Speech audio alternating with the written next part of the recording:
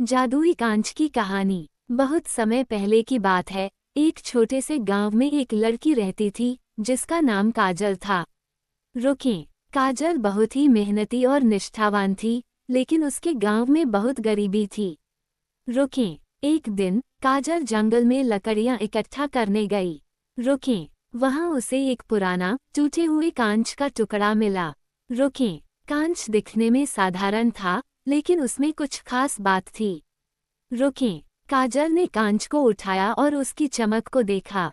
रुकें, जैसे ही उसने कांच को अपनी आंखों के सामने रखा, उसे अजीबोगरीब दृश्य दिखने लगे। रुकें, कांच में उसे एक सुंदर और खुशहाल गांव दिखाई दिया। रुकें, काजल ने सोचा, अगर यह कांच सचमुच जादुई है, तो मैं अपने गांव की मदद कर सकती हूँ। रुकें, वह कांच का टुकड़ा लेकर गांव लौटी और सबसे पहले अपनी माँ को दिखाया। रुकें, माँ ने भी कांच में वही खुशहाल दृश्य देखा। रुकें, काजल ने सोचा कि उसे इस जादुई कांच का सही उपयोग करना चाहिए। रुकें, उसने कांच को गांव के बीच में रखा और सभी गांव वालों को बुलाया।